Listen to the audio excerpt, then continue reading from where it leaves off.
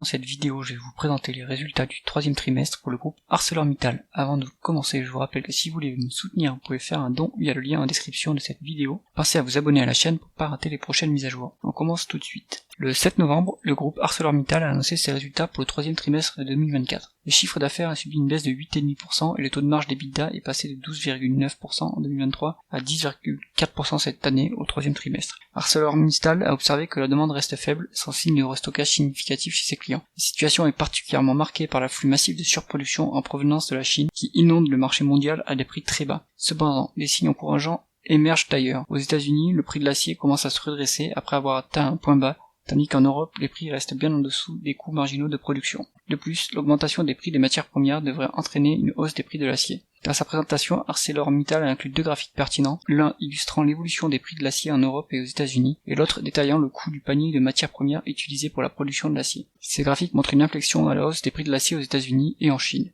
Le Purchasing Manager Index PMI fourni par ArcelorMittal sert d'indicateur avancé de la croissance économique. Une valeur au-dessus de 50 indique une expansion économique, tandis qu'en dessous, elle suggère une contraction. On observe que l'indice se rapproche de la zone d'expansion, ce qui pourrait signaler une amélioration à venir.